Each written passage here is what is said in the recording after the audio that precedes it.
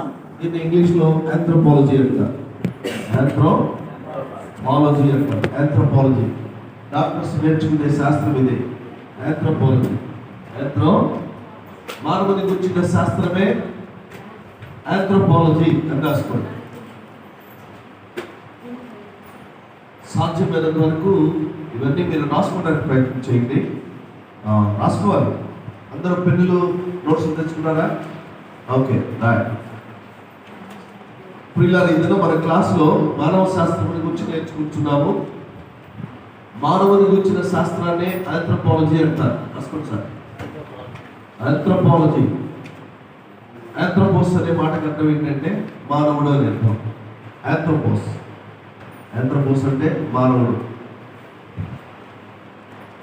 ఈ మనిషిని గురించిన శాస్త్రం గురించి మనం మాట్లాడేటప్పుడు ఇతర గ్రంథముల కంటే మీరు ఎక్కడ ఆగితే ఎక్కడ అని చెప్పండి. ఇతర గ్రంథముల కంటే పరిశుద్ధ గ్రంథం చదువుడు ద్వారా దేవుని సంగతుల గురించి తెలుసుకుంటాం. పరిశుద్ధ గ్రంథము ద్వారా చదవడం ద్వారా మానవుని గురించిన విషయాలన్నీ కూడా తేడతారు. మానవుని గురించిన విషయాలు. ఆంథ్రోపాలజీ అంటే మానవుని గురించిన శాస్త్రమే ఆంథ్రోపాలజీ. మానవుని గురించిన శాస్త్రమే ఆంథ్రోపాలజీ. అందులో ఏం లేవు, అందులో మీకు బుక్ లేవు. మీకు బుక్లు వస్తాయి. ఇది మానవ శాస్త్రము, రక్షణ శాస్త్రము, పాప శాస్త్రం మూడు కూడా వేరే బుక్లు ఉంటాయి. 2 పుస్తకాలు అయిపోయింది. ఇప్పుడు మీకు కొత్తగా ఈరోజు వేరే బుక్ వస్తుంది. అంటే మధ్యాహ్నానికి రావచ్చు మీకు. కాబట్టి మానవుని గురించిన శాస్త్రమే ఆంథ్రోపాలజీ. కొంచెం గొప్ప చదువుకున్న వ్యక్తులకి, కొంచెం నాలెడ్జ్ ఉన్న వ్యక్తులకి ఆంథ్రోపాలజీ. డాక్టర్స్ ఎక్కువగా చదివేది మానవ శాస్త్రం. కార్డియాలజీ ఇవన్నీ కూడా మనిషిని గురించిన శాస్త్రం. అర్థమైనా? దేవుని గురించిన శాస్త్రం థియాలజీ. దేవుని గురించిన శాస్త్రం థియాలజీ. లేఖనాల గురించిన శాస్త్రం బిబ్లియాలజీ. శాస్త్రములన్నిటికంటే తలమానికమైనది దేవశాస్త్రం. శాస్త్రములన్నింటిలో కంటే తలమానికమైనది మణికిరీటం వంటిది థియాలజీ, దేవశాస్త్రం. దేవుని గురించిన శాస్త్రం. మనుషులు అన్నీ చదువుతారు కానీ దేవశాస్త్రాలు చదవరు. కానీ మనమైతే దేవుని సేవకులుగా అన్నీ వదిలిపెట్టేసి దేవశాస్త్రాన్ని గురించి నేర్చుకుంటాం. దట్ ఈస్ డిఫరెంట్ టు ఇతర పుస్తకాలకి మనకున్న తేడా. అదేనా? సో ఇప్పుడు మానవ శాస్త్రాల గురించి నేర్చుకుందాం. మనిషిని గురించిన శాస్త్రము. మనిషిని గురించిన శాస్త్రము. సో ఇప్పుడు ఇలా ఇక్కడ ఈ శాస్త్రం గురించి మాట్లాడినప్పుడు కొంచెం జాగ్రత్త నాతో వినండి. సింపుల్గా ఆంథ్రోపోస్ గ్రీక్లో మానవుడు అని అర్థం, మనుష్యుడు అని. మనుష్యుడు. మీరు కొలస్సై 3:2 ఈ మాట అంటారు. కొలస్సై 3:2 ఒకసారి చూడండి. కొలస్సై 3:2 ఒకసారి బైబిల్ ఉన్న వాళ్ళు చూస్తే కొంచెం పైకి చదువునా.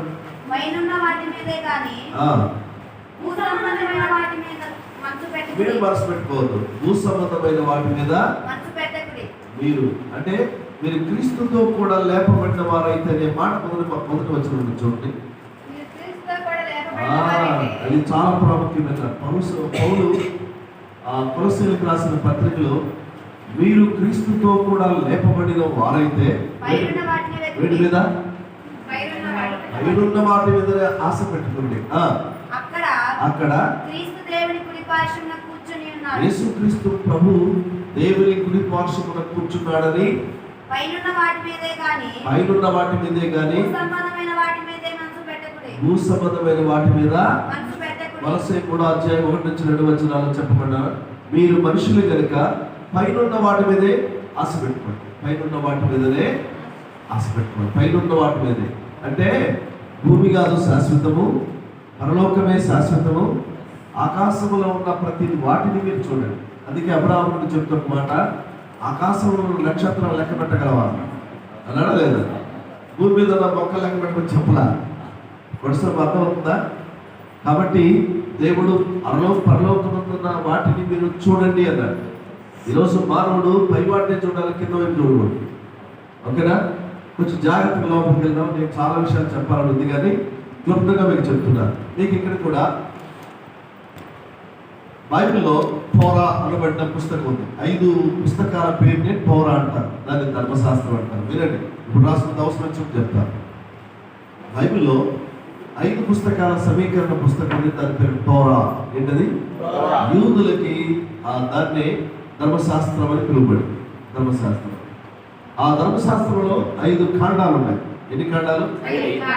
5 ఖండాలు. మీ అందరికీ తెలిసిందే. ఏ ఖండాలు ఉన్నాయి? ఆది ఖండం. వాపు అన్ని ఖండాలు వచ్చినాయి. ఇంకెందుకు మీరు చెప్పాల్సిన అవసరం లేదు. 5 ఖండాలు. ఈ 5 ఖండాలు ఎవరు రచించారు చెప్తారా? రైట్. 4 గంటే రచించారు. మరి ఆది కాండం ఎవరు రచించారు? చాలా మందికి డౌట్. ఇప్పుడు ఇది పెద్ద ప్రశ్న అయిపోయింది. ఏమిటి? నిర్గమకాండం రాశాడు, రైటే. రెండవది మళ్ళీ సంఖ్యాకాండం రాశాడు, రైటే. లేవ్యకాండం రాశాడు, రైటే. ద్వితీయోపదేశ కాండం రాశాడు, రైటే. కానీ ఆది కాండం ఎవరు రాశారు?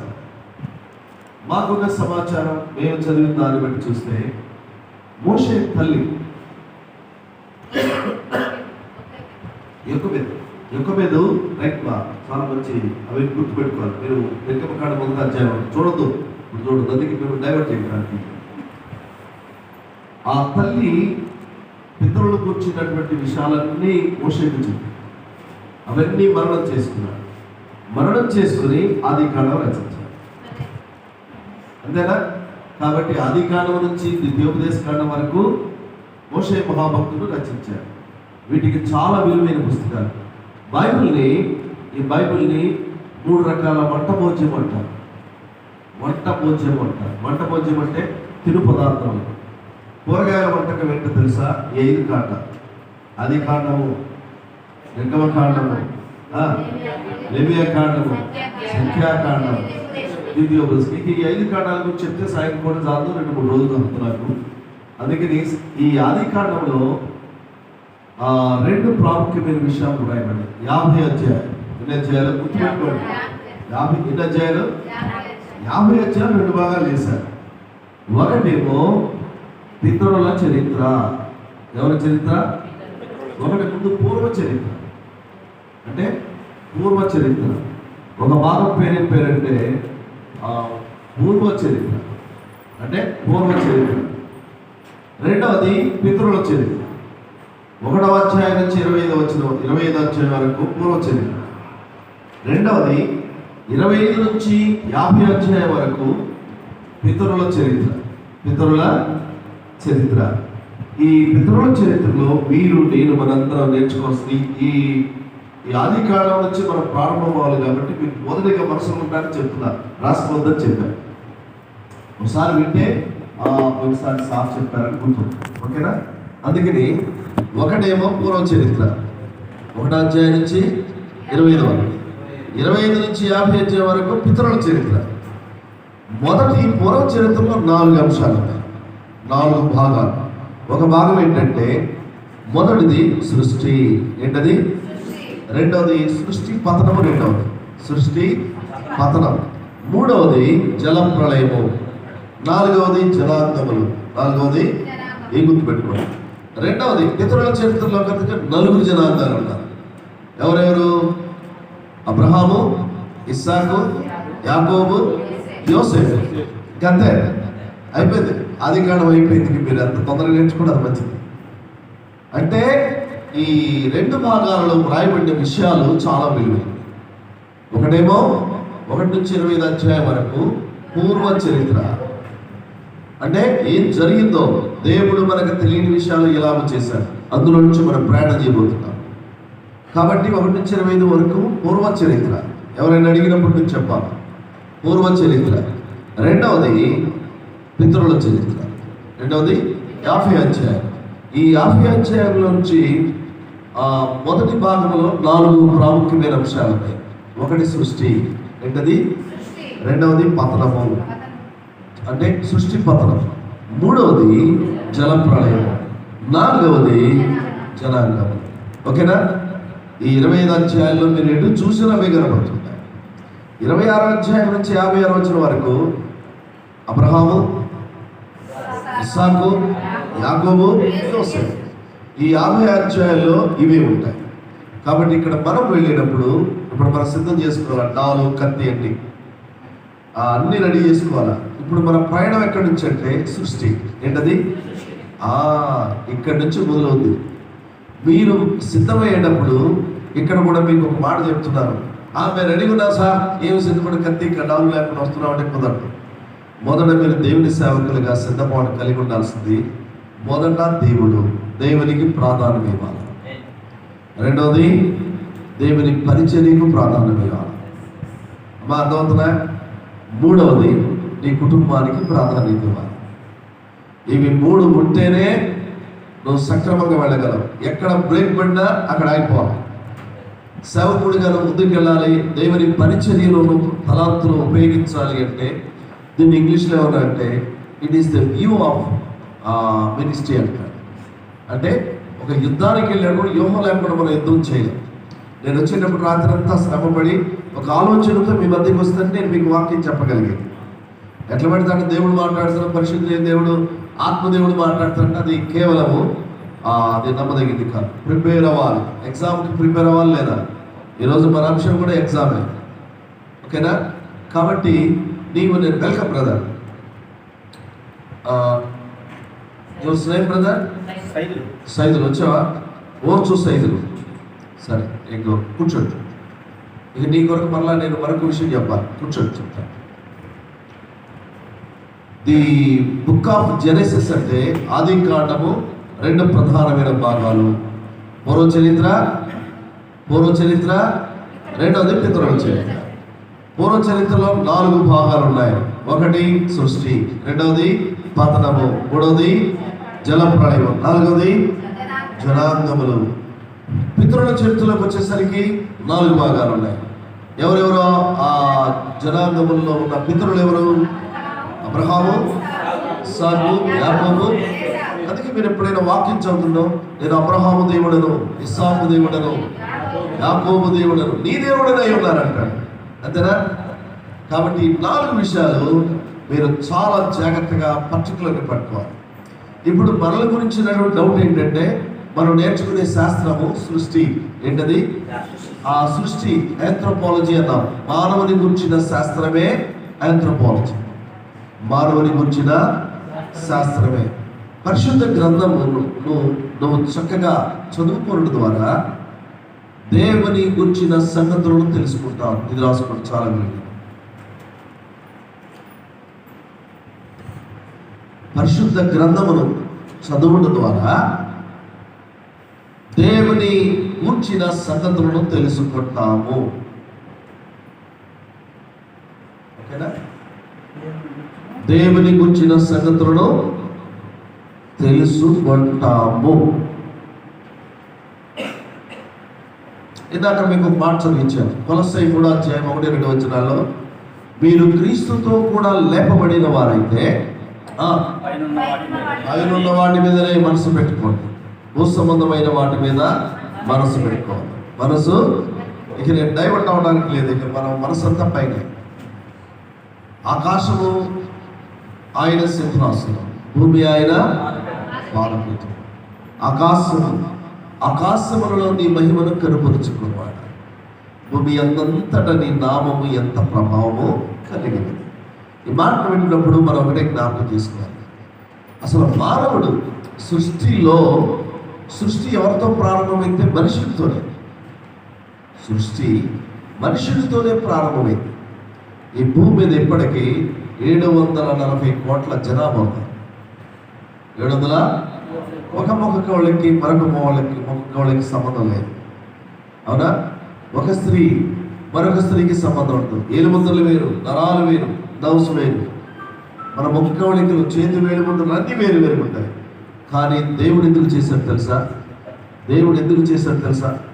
అన్నీ కూడా దేవుడు ఎందుకు చేశాడనే మాటను ప్రతి మనిషిని గురించి తెలుసుకోవాలని తపన మనిషికి ఉంటుంది. అలాంటి మనిషి నాకు తెలుసుకోవాలా, వారు ఏంటి, వారి పద్ధతులు ఏంటి, వారి వంశావళి ఏంటి. కానీ బైబిల్ చెప్తున్న మాటలు మీరు గమనించితే సృష్టి జోలి, సృష్టిని గురించి తెలుసుకున్నప్పుడు ఆ సృష్టి ఎందుకు చేశాడో దేవుని గురించి తెలుసుకోవాలి. దేవుడు అంటే ఏంటో తెలియాలంటే ముందు మనం అంటే ఏంటో తెలియాలి. నువ్వు దేవుని గురించి తెలుసుకున్నప్పుడు నేను ఏమై ఉన్నానో తెలుసుకుంటే ఆటోమేటిక్గా దేవుడు వచ్చేస్తాడు. అంతేనా? మనుషుల్లో 3 భాగాలు ఉన్నాయి. ఒకటి భౌతిక శరీరం, భౌతిక, రెండవది ప్రాణం, మూడవది ఆత్మ. మూడవది ఆత్మ. భౌతిక శరీరం, ప్రాణం, ఆత్మ. ఆ 3 మాటల మీద గమనించాలి. ఇక రాబోతున్న కాలంలో ఈ టైంలో అవి వస్తాయి. ఒకటి రాసుకుంటారా వెంకటరమణ? చాలా జాగ్రత్త రాసుకోవాలి మీరు. ప్రతి మనిషిలోనూ ప్రతి మనిషిని దేవుడు సృష్టించినప్పుడు సృష్టికర్త అయిన దేవుని తెలుసుకుంటాము. సృష్టికర్త అయిన దేవుని తెలుసుకుంటాము. దేవాది దేవుడు సృష్టి ద్వారా తను తాను బయలుపరచుకుంటాడు. మీరు ఎక్కడ ఆగితమ్మా నన్ను అడగండి, నేను చెప్తా ఉంటాను, ఏం పర్లేదు. ఓకేనా? ప్రతి మనిషిని సృష్టించినప్పుడు సృష్టికర్త అయిన దేవుణ్ణి తెలుసుకోవాలి. అంటే మన నిర్మాణకుడు, మన సృష్టికర్త ఎవరు అంటే దేవుడు. మనమేమంటాం? తల్లిదండ్రులు అంటాం. ఏమంటాం? అంతేనా సార్? ఏమంటాం? మనల్ని ఎవరయ్యా అంటే, నిన్ను సృష్టించిన సృష్టికర్త ఎవరంటే దేవుని పిల్లలు మాత్రమే నన్ను సృష్టించిన వాడు దేవుడు అని లౌకిక సంబంధమైన వ్యక్తులు చెప్పరు. నేను ఫలాని వారి పిల్లవాడిని, ఫలాని కుటుంబానికి సంబంధించిన వాడిని అంటారు. అవునా? అందుకనే సృష్టి ద్వారా దేవుడు తను తాను బయలుపరుచుకున్నాడు. సృష్టి ద్వారా. ఎవరి ద్వారా? సృష్టి ద్వారా దేవుడు తను తాను బయలుపరుచుకున్నాడు. ఇది పాత నిబంధన చెప్తున్న భాగం 39 పుస్తకాలు చెప్తున్న మాట ఏంటంటే, సృష్టి ద్వారా దేవుడు తను తాను బయలుపరుచుకున్నాడు. తను తాను బయలుపరుచుకున్నాడు. సెకండ్ వన్, సృష్టి ద్వారా తను తాను బయలుపరుచుకున్నాడు. ఇది పాత నిబంధన చెప్తున్న మాట. రెండవది, తన కుమారుడైన యేసుక్రీస్తు ద్వారా తను తాను బయలుపరుచుకున్నాడు. తను తాను బయలుపరుచుకున్నాడు. ఇది నూతన నిబంధన. అంతే కదా? ఆయన ఏమో అదృశ్యంగా ఉన్న దేవుడు, అదృశ్యంగా ఉండి కలుగును కాకంటే కలిగింది. అంతేనా? కలుగును కాకంటే కలిగింది. మరి నూతన నిబంధనకు వచ్చేసరికి ఆయన మన మధ్య మనతో ఉండటానికి వచ్చిన ప్రత్యక్ష స్వరూపిణి యేసుక్రీస్తు ప్రభువారు. మొదటిదేమో సృష్టి ద్వారా తను తాను బయలుపరుచుకున్నాడు. రెండవదేమో తన కుమారుని యేసుక్రీస్తు ద్వారా బయలుపరుచుకున్నాడు. బయలుపరుచుకోవడం అంటే ఆయన బయట మనం తను తాను ప్రత్యక్షపరుచుకున్నాడు. ఈ 2 విషయాలు. పాత నిబంధన చెప్తున్న మాట ఏంటి? 39 పుస్తకాలు చెప్తున్న మాట అమ్మా చెప్పండి. సృష్టి ద్వారా తను తాను బయలుపరుచుకున్నాడు. తన కుమారుడు. రెండవది, తన కుమారుడు తను తాను బయలుపరచు. యేసుక్రీస్తు ప్రభువు ద్వారా ప్రత్యక్షంగా ఉన్నాడు. అదృశ్యంగా ఉండి దేవుడు ఆదాము హవ్వలను చేశాడు. చేశాడా లేదా? ఈ 2 విషయాలు మీరు చాలా జాగ్రత్తగా గమనించాలి. అంటే మొదటిది, సృష్టి కారకుడు దేవుడే. సృష్టికి కారకుడు దేవుడే. ఆ మాట రాసుకోండి. మొదటిది, సృష్టికి కారకుడు దేవుడే. ఓకేనా బ్రదర్? అర్థమవుతున్నాయా? ఓకే. సృష్టికి కారకుడు దేవుడే అంటే సృష్టి దేవుని వల్లే సృజించబడింది. అంతేనా? మీరు ఆదికాండ 1వ అధ్యాయం చదివితే ఏముంది అందులో? ఆది యందు వాక్యము ఉండెను. మీరు యోహాను సువార్త 1వ అధ్యాయంలో విన్నారు. ఆది యందు దేవుడు భూమి ఆకాశములను, అంటే సృష్టికర్త అయిన దేవుడిని ప్రత్యక్షపరుస్తున్నాడు. అంతేనా? భూమి ఆకాశములను సృజించాడు. ఓకేనా? అక్కడ చాలు. ఆ మొదటి వచనంలోనే 4000 సంవత్సరాల చరిత్ర ఉంది. 8000 సంవత్సరాలు. నేనే ఒక్కోసారి తడబడుతుంటాను. ఈ వచనం వెనక ఏముంది, ఈ వచనం వెనక ఏముంది, ఎన్ని పుస్తకాలు తిరిగేస్తుంటాము, ఇంకా ఏమైనా దొరుకుతుందని ఎదుగుతూ ఉంటాం. అంటే అది సంపదల గని. లోపలికి వెళ్ళే కొద్ది మన జ్ఞానమునికి మించిన మనోహరమైన విషయాలు దేవుని వాక్యంలో దాగి ఉంటాయి. అంటే ఇప్పుడు మనం నేర్చుకోవాల్సిన విషయం, సృష్టికర్త అయిన దేవుడు ద్వారా ఈ సృష్టి సృష్టించబడింది. అంతేనా? అంతేనా కాదు? రెండవది, దేవుడు తన సృష్టిలో తన శక్తిని ప్రదర్శించడం ద్వారా మనిషి పైనుంచి జన్మించాడనడానికి ఒక బలమైన ఆధారం. మీరెవరు నిద్రమత్తులు కావద్దు, చాలా కొంచెం డెప్త్గా ఉంటుంది. అమ్మ అర్థమవుతున్నాయా? ఎక్కడైనా అయితే మళ్ళీ అడగండి, ఏం పర్లేదు, ఓకేనా? దేవుడు సృష్టించినప్పుడు ఆయన శక్తిని ప్రదర్శించాడు. ఆయన ప్రదర్శించడం ద్వారా మనిషి పైనుండి జన్మించాడనడానికి ఆధారం ఉంది. పైనుంచే మన వాళ్ళు ఏం చేస్తారంటే కొంచెం లౌకికమైన పరిజ్ఞానం కొంచెం ముందుకు వచ్చి ఉంటారా, marriages are made in heaven, అంటే పెళ్ళిళ్ళు పరలోకంలో జరుగుతాయని పెట్టారు. వాస్తవంగా నువ్వు సృష్టించబడటానికి కారణము, ప్లాన్ ఎక్కడ జరిగిందంటే దేవుని నుండి ఆయన శక్తి ప్రదర్శించారు, ఆయన ప్రభావం ప్రదర్శించారు. దానికి ఆధారాలు మనం చూద్దాం. చూడండి, 8వ కీర్తన 4 వచ్చిన ఒకసారి చదివితే 2-3 రెఫరెన్స్లు చెప్పి నేను ముందుకు వెళ్తాను. 3 రెఫరెన్స్లు అంటే దేవుడు సృష్టి, నీవు మనుషుని జ్ఞాపకము చేసుకున్నప్పుడు అతడు ఏ పాటి వాడు? నీవు నరపుత్రుని దర్శించుటకు వాడే పాటి వాడు? దేవుని కంటే వారిని కొంచెము తక్కువగా. ఇప్పుడు మీరు చెప్పండి, ఎవరైనా దేవుని సృష్టి, మనుషుడు దేవుని సృష్టి, ఆ వ్యక్తిని సృష్టించడానికి ఆయన ప్రదర్శించిన శక్తి ప్రభావం ద్వారా పైనుండి సృష్టించబడటానికి ఆధారం. అంతేనా? రెండవది మీరు కారణం రాసుకోండి. ఆదికాండం 1వ అధ్యాయం 26వ వచనం. ఆదికాండం 1వ అధ్యాయము 26వ వచనం. ఇక్కడ దేవుడు తన స్వరూపమందు మన పోలిక చొప్పున మనము చేయదు. అంటే దేవుని పోలిక ఎవరి స్వరూపం?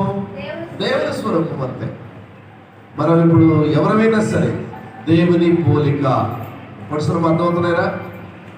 మనం ఎవరమంటే ఆ దేవులాగా ఉండాలి, వేరే పరిపాలలాగా ఉన్నారంటారు. మనము దేవుని స్వరూపం. దేవుడు తన స్వరూపమందు మనలను సృజించుకున్నాడు. అంటే దేవుడు మనల్ని సృజించడానికి దేవుడే సృష్టికర్త, దేవుడే. అర్థమైంది కదా? ఇప్పుడు 3వ రెఫరెన్స్ చెప్తాను. అదే అధ్యాయం 27వ వచనం. అదే అధ్యాయం 27వ వచనం చూస్తే, దేవుడు తన స్వరూపమందు నరుని, ఇప్పుడు మీరు చెప్పండి, క్లియర్ అవుట్ అయింది. దేవుని కంటే కొంచెం తక్కువగా చేశాడు దేవుడు. ఆయన సృష్టికి దేవుడు చేసిన మనుషుడు, దేవుడు చేసిన, మన సినిమాల వైపు వెళ్ళొద్దు, ఎందుకంటే దేవుడు చేసిన మనుషుడు. ఇప్పుడు మనవాళ్ళందరూ చేస్తున్న పని అంటే మనుషులే దేవుళ్ళని తయారు చేస్తున్నారు. వీడంతా నల్లగుడ్లు వేసుకొని 40 రోజులు స్వామి స్వామి అని పిలిపించుకుంటాడు. వాడు స్వామి కాదు, దైవం రాను అని పిలుస్తాం. అంతేనా? దేవుడు ఎప్పుడు మనుషుని సృష్టిస్తే మనుషుడు దేవుళ్ళని సృష్టిస్తున్నారు. అది చాలా విరుద్ధం, పాపము కూడా. అందుకని మొదటిది, దేవుని కంటే కొంచెం తక్కువగా దేవుడు సృష్టించి ఆయన ప్రభావము మార్చమును చూపి పైనుండి జన్మించడానికి మొదటి ఆధారం. 8వ కీర్తన 4 వచనం. ఇక రెండవ ఆధారం ఏంటి? మన పోలిక చొప్పున నరుని చేయడం. నరుని 27వ వచనంలో ఏం చెప్తుంది? దేవుడు నరుని, ఆ నరుడు సృజించబడటానికి దేవుడే కారణం. ఇప్పుడు కన్ఫామ్ అయిపోయింది, ఓకేనా? రైల్వే స్టేషన్లో టికెట్ కన్ఫామ్ అయినప్పుడు ఎంత ఎగిరి గంతేస్తాం చూసారా? అలాగే మనకు కూడా కన్ఫర్మేషన్ వచ్చిందన్నమాట. అంటే మనము దేవుని సృష్టి, మనము సృష్టి. దీనికి విరుద్ధంగా లోకం ఏం చెప్తుందంటే మనంతట మనమే కలిగాం. దీనికి 2 సిద్ధాంతాలు వచ్చాయి. ఒకటి చదువుకున్న వ్యక్తులకు కొంచెం ఎక్కువ ఎవల్యూషన్ థియరీ ఉంది. ఎవల్యూషన్ థియరీ అంటే పరిణామ సిద్ధాంతం. ఈ సిద్ధాంతం, ఈ పరిణామం డార్విన్ అనేవాడు కనిపెట్టాడు. డార్విన్ కొద్దిగా గొప్ప తెలుసు, చదువుకున్న వాళ్ళకి కొంచెం ఎక్కువ. మీరు కూడా వింటూ ఉండండి, మీకు అర్థమవడం చెప్తాను. పరిణామ సిద్ధాంతం అంటే మనుషుడు ఆ కోతి క్రమేణా తోక ఊడిపోయింది, తర్వాత వెంట్రుకలు ఊడిపోయింది, ఆ తర్వాత క్రాఫ్ట్ నాగరికత వచ్చిందని చెప్తారు. అది పరిణామ సిద్ధాంతం. అంటే సృష్టి విధానంలో వ్యతిరేక భావంతో పరిణామ సిద్ధాంతం వచ్చింది. ఏ భావము? వ్యతిరేక. పరిణామ సిద్ధాంతం చెప్పేది ఏంటంటే జంతువుల నుంచి మనుషుడు పరిణామ క్రమము చెందాడని చెప్తారు. అంతే కదరా? అర్థమవుతుంది కదా? పరిణామ సిద్ధాంతమునకు కారకుడు ఎవరు? డార్విన్.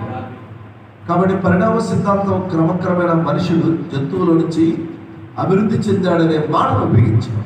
అది పరిణామ సిద్ధాంతం. కాబట్టి ఇక్కడ దేవుని వాక్యం చెప్తున్న మాట పరిణామ సిద్ధాంతం. మనుడు పరిణామ క్రమాన్ని గురించి మాట్లాడితే వెళ్ళి మొక్క కడుక్కున్నప్పుడు తొట్టి నీళ్ళు కడుక్కున్నప్పుడు తర్వాత పరిణామ సిద్ధాంతం డార్విన్ అశోక్ అర్థమవుతున్నాయి కదా? ఓకే, ఏదైనా డౌట్ ఉంటే అడగండి. ఎందుకంటే నేను కొన్ని తెలియని పదాలు నేను మీకు అప్లికబుల్ చేస్తున్నాను. డార్విన్ అనే వ్యక్తి పరిణామ సిద్ధాంతాన్ని తీసుకొచ్చాడు. మనకు చాలా మందికి తెలియదు, అందుకని మీకు చెప్తున్నా. అర్థమవుతున్నాయి కదా?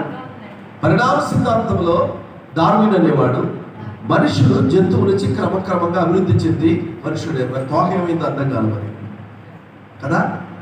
సరే, అక్కడి నుంచి మనం దేవుని వాక్యం ప్రకారం లేఖనం ఏం చెప్తుందో, లేఖనం అంటే బైబిల్ చెప్తున్న మాట ఏంటి? మనుష్యుడు దేవుడు సృజించాడు.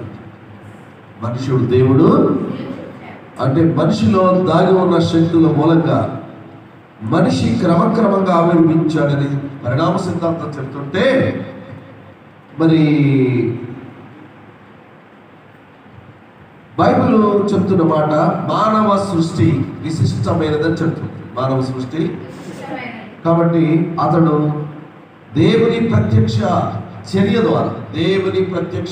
ద్వారా ఉనికిలోనికి వచ్చాడు. ఇప్పుడు దీన్ని బట్టి మీరు సృష్టి విధానం అని రాసుకోండి. సృష్టి విధానం అని రాసుకొని సృష్టి విధానం మీరు రాసుకున్న వాళ్ళు, తెలియని వాళ్ళకి, చదువుకున్న వాళ్ళకి, రాసుకోలేని వాళ్ళకి తర్వాత చెప్పండి. ఓకేనా? టీచ్ ది వాళ్ళకి గురించి చెప్పండి. ఓకే, ఇప్పుడు సృష్టి విధానం ఎలాగుందంటే పరిణామ క్రమంతో మనిషి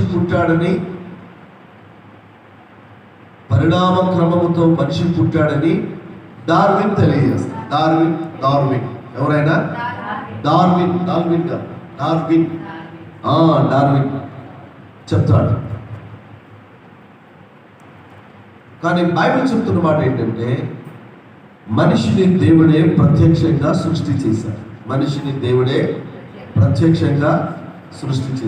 ఆదామును ఎక్కడి నుండి తీశాడు చెప్పండి?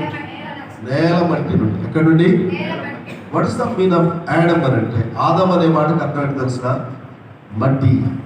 ఆదామా, నువ్వు మన్ను నుండి తీయబడ్డావు కనుక తిరిగి కోటేశ్వరమ్మా. నాకెందుకు ఈరోజు కొంచెం కోటేశ్వరం మీద నేను నిద్రావస్థలో ఉన్నా. బడలకు ఒక 2 కప్పులు టీ కొట్టిన తర్వాత చూద్దాం. చాలా జాగ్రత్తగా అర్థమైందా? ఒకటి మీరు గమనించగలిగితే దేవుడు మనిషిని ప్రత్యక్షంగా సృష్టించాడు. మట్టిని తీశాడు, మట్టికి బొమ్మను చేశాడు, బొమ్మతో పాటు జీవమును పోశాడు. ఈ మధ్య ఎవరు కూడా పాడుతున్నాను, అయ్యప్పని గురించి పాడుతూ మట్టిని చేశావా, నువ్వు బొమ్మను చేశావు. మళ్ళీ విన్నాను పాట కూడా చాలా తెల్లపాటలు వస్తూ ఉంది. రాసుకున్నాను నేను. ఏంటి ఎవరు రాశారు ఈ పాట నా ఉద్దేశం. మట్టిని చేసావా, పాపం వాళ్ళ ద్వారా వాళ్ళది. కానీ వాస్తవిక సత్యం ఎక్కడుందని ఇక్కడ ఉంది. ఆదాము నువ్వు ఎక్కడి నుండి తీయబడ్డావు? మట్టి నుండి. ఎక్కడి నుండి? యవ్వన కాలంలోనే దేవుడు సృజించాడు. అర్థమైందా? యవ్వన కాలంలోనే ప్రాణములు పోశాడు, యవ్వన కాలంలోనే వివాహం చేశాడు. ఇవన్నీ ఆధ్యాత్మిక సత్యాలు. పాపం ఆదాముకు అత్తామామలు ఎవరు లేరు. ఉన్నారా? సార్ చెప్పండి సార్. రాజాజీ గారు, అమ్మా ఉన్నారా? ఎవరు లేరు. తల్లి, తండ్రి, అత్త, మామన్నీ దేవుడే కదా. ఇక్కడ నుంచి మొదలవుతున్నాడు. మీరు చాలా జాగ్రత్తగా విషయాలు అందరికీ అర్థపట్టే కావు. నేను ఏంటంటే పర్టికులర్గా మీ కొరకు తీసి పెట్టాను. దేవుని వాక్యముని వింటున్నాం మనం. దేవుడు మానవుని ప్రత్యక్ష సృష్టి ద్వారా సృష్టి చేశాడు. అంటే మట్టిని చేసి జీవమును పోసి. మీరు ఆదికాండం 2:7 వచనంలో బా ఈ మోడు చదివారు చదువులంటారా? దేవుడిని యెహోవా నేల మట్టితో నరుని నిర్మించెను, వారి నాసిక రంధ్రములలో ఏముదాడు? జీవవాయువును ఊదెను. నరుడు జీవించు ఆత్మాయను, జీవించు. ఇప్పుడు డాక్టర్ దగ్గరికి వెళ్తే స్టెథోస్కోప్ పెట్టిన వెంటనే లబ్ డబ్ అంటుంటారు. అది డాక్టర్ చెప్పే భాష, అది వాళ్ళ లాంగ్వేజ్ మీద. అందుకని ఉచ్ఛ్వాస నిశ్వాస ఇది పెట్టింది ఎవరు? దేవుడే. ఇది లేకనే సిలిండర్లు కొనుక్కోవడానికి నా శ్వాస అని స్టెరాయిడ్లు కొట్టి ఇంజక్షన్లు కొట్టి పాపం చనిపోయిన వారు అనేక మంది ఉన్నారు. శ్వాసకర్త ఎవరంటే దేవుడే. మీరు ఎవరైనా ఇంకా రాసుకోకపోతే నేను గతంలో చెప్పాను, 34వ అధ్యాయం యోబు గ్రంథంలో 4వ వచనం చూడండి. నా శ్వాస నీవే, నా శ్వాస నీవే. 34వ అధ్యాయం యోబు గ్రంథం 34:4 చదవండి. అది కూడా ఈ శ్వాస వదిలిపెట్టి ప్రకృతి సంబంధమైన శ్వాస కొరకు గ్యాస్ కోసం పరిగెత్తారు.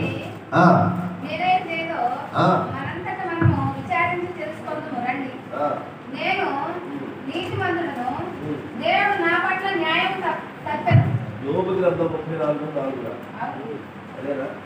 3 చదువు న్యాయమైనదేదో ఆదరా మీరు ఎక్కడ 33:4 వచ్చిన దేవుని ఆత్మ, మనందరం చెప్పాల్సిన మాట, దేవుని ఆత్మ నన్ను సృజించాడు. సర్వశక్తిమంతుడు స్వాస్థ్యకర్తలు లేనిపోయింది కలపాలి. శ్వాసము తెలుగు పదం శ్వాస. ఏంటది? నా ఊపిరి నీవే, నా ఊపిరి. అర్థమవుతుంది కదా? దేవుడే శ్వాస. దేవుడి కదా మన శ్వాస. ఈ ప్రకృతి సంబంధమైన ప్రతిసారి మన క్లాసులో విన్నాం. దేవుని ఆ ఆత్మ గాలి ఎక్కడి నుండి వస్తుందో ఎక్కడికి తెలియదు. ఈ గాలి ఒకవేళ ఆగింది అని అంటే మన వాళ్ళు ఎక్కడెక్కడ వెక్కబెట్టుకొని చచ్చిపోతారు. అంతేనా? అంటే శ్వాస నన్ను సృజించిన నన్ను దేవుని ఆత్మ నన్ను సృజించాడు. సర్వశక్తుని యొక్క శ్వాసము నాకు జీవమిచ్చాడు. ఈ 2 పదాలు ఆదికాండం 2వ అధ్యాయం 7వ వచనం, 33వ అధ్యాయం 4 యోబు గ్రంథం ఉన్న 2 వచనాలు. శ్వాసకర్త ఆయనే, జీవాత్మ ఆయనే. ఇంకా మీరు వేరే వైపు వెళ్ళడానికి వీళ్ళు. అర్థమైంది కదా? ఇప్పుడు పరిణామ సిద్ధాంత ప్రకారమేమో మనుషుడు మరి జీవ పరిణామం చెందినట్టు చూడవచ్చు. అతడు చెప్పాడు. దాన్ని మన వాళ్ళందరూ కూడా బుక్స్ చదువుకునే వాళ్ళు డార్విన్ సిద్ధాంతాన్ని తీసుకొచ్చి క్లాసులు చెప్పుకుంటారు. కానీ వాక్యం చెప్తున్న మాట ఏంటంటే మనుషుడు దేవుని సృష్టి, ప్రత్యక్షంగా దేవుడు సృష్టించాడు. ఇప్పుడు ఈ రెండింటిలో ఏది నమ్మాలో మనమే ఆలోచిద్దాం. దేవుడు చేసింది నమ్మాలా, లేకపోతే మరి డార్విన్ మాట నమ్మాలా అని ఆలోచిస్తాం. దేవుడు చేసిందే. ఇక్కడ 2 ఆధారాలు కూడా చెప్తున్నారు. ఒకటి ఏంటో తెలుసా? ఒకటి, కోతి మనిషిని క్రమం చెందాడని అంటున్నారు. అదే లక్షణాలు, అదే అలవాటు. మరి కోతి రక్తాన్ని మనిషినికి ఎక్కిస్తే ఏమైంది చెప్పండి? నవ్వుతుంది. కోతి లక్షణాలు రావు, చచ్చిపోతాడు అంతే. దక్షిణవర్మ. మరి కోతి రక్తము మనిషికి పడదు అదైనా. కాబట్టి మనిషి కోతుల నుంచి రాదు. ఇదొక ఆధారం. రెండవది మీరు గమనించితే మరి దేవుడు తన సృష్టిని చేసినప్పుడు ఆయన తన చేతితోనే చేశాడు. కాబట్టి మనుషుడికి ఇప్పుడు 2 ఆధారమైన పరిణామ సిద్ధాంతం ప్రకారం కోతి అన్నాడు అనుకోండి, వాడికి త్వాక ఉండాలి. ఏముండాలా? ఆ త్వాక ఏమైంది కట్ చేశారు అర్థం కాదు. త్వాక లేదు. అదవుతుందా? మొదటిది కోతిలో నుంచి వచ్చింది తప్పుడు సిద్ధాంతం. దేవుడు మానవుని సృష్టించడానికి 3 కారణాలు. ఒకటి ఏంటంటే దేవుడు మానవుని సృష్టించాడు. రెండవది నరుడు జీవాత్మ అవడానికి ఆయన జీవమును ఊదాడు. నరుడు ఉచ్ఛ్వాస నిశ్వాస కలిగిన వ్యక్తిగా. మూడవది నరుడు దేవుని ఆత్మ నరుని సృజించింది. ఈ 3 విషయాలు మీరు చెప్పండి. ఇక్కడ మీకు ఒక మౌలికమైన సూత్రం చెప్తున్నారు. అదేంటంటే దేవుని వాక్యాన్ని ప్రేమించాలి. దేవుని వాక్యాన్ని మీరు ప్రేమతో చదవాలి. దేవుని వాక్కులతో నింపబడ్డ గ్రంథం, పరిశుద్ధ గ్రంథం బైబిల్. ఏంటది? పరిశుద్ధ గ్రంథం, పరిశుద్ధ గ్రంథం అంతే. ఇక దానికి సాటి అయిన గ్రంథం ఎక్కడ ఏ విధంగా రాబోదు, రాలేదు, రాదు కూడా. కాబట్టి మీరు దేవుని వాక్యమును ప్రేమించండి. రెండవది, దైవ భయముతో దైవ వాక్యాన్ని చదవండి. దైవ భయముతో, దేవుని భయముతో దేవుని వాక్యాన్ని చదవండి. మూడవది, అనుసరించండి. అనుసరించండి. మూడవది, అనుసరించండి. నాలుగవది, తద్వారా దేవుని ఆశీర్వాదమును పొందండి. దేవుని వాక్యమును ప్రేమించేవారు దేవుని వాక్యమును దైవ భయముతో చదువుతారు. ఉదయకాలం లేచి నీ వాక్యమును చదివితే దేవుడు నీతో మాట్లాడతాడు. నేను గతంలో చెప్పాను, నేను మరలా చెప్తాను రాజాజీ. ఒకటి ఏంటంటే దేవుని వాక్యాన్ని ప్రేమించండి. రెండవది, దైవ భయముతో వాక్యాన్ని చదవండి. మూడవది, క్రమశిక్షణతో వాక్యాన్ని అనుసరించండి. తద్వారా దేవుని ఆశీర్వాదమును పొందండి. 4 మెట్లు ఉన్నాయి. 4 మెట్లు. చెట్టుకు మీరు గమనించండి, ఎప్పుడైనా చెట్టుకు ముందు పువ్వు పూస్తుంది, పువ్వు పిందెగా మారుతుంది. అంతేనమ్మా? పువ్వు పూస్తుంది, పువ్వు పిందెగా మారుతుంది, పిందె కాయగా మారుతుంది, కాయ పండుగా మారుతుంది. కాయ అశోక్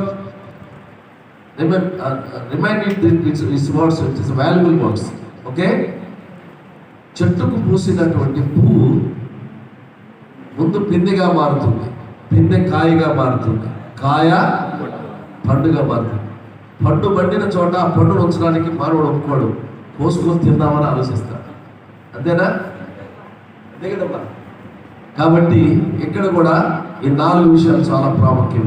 దేవుని ప్రేమించండి, దైవం 4 చెప్పారు కదా. దేవుని ప్రేమించండి, దైవ భయముతో వాక్యాన్ని చదవండి, క్రమశిక్షణతో అనుసరించండి, తద్వారా దేవుని ఆశీర్వాదమును పొందండి. అంతే, ఇంకేమి.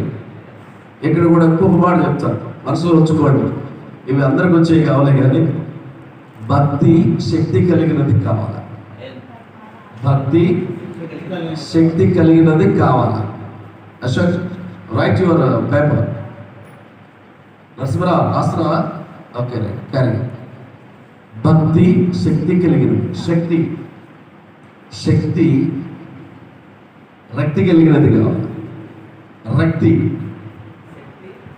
భక్తి శక్తి కలిగినది కావాలా, శక్తి రక్తి కలిగినది కావాలా, రక్తి ముక్తి కలిగినది అవుతుంది. 4, భక్తి శక్తి రక్తి ముక్తి. ఇటువైనా ఇవే. ఇక 4, దేవుని వాక్యాన్ని ప్రేమించండి, దైవ భయంతో చదవండి, క్రమశిక్షణతో అనుసరించండి, తద్వారా దేవుని ఆశీర్వాదమును.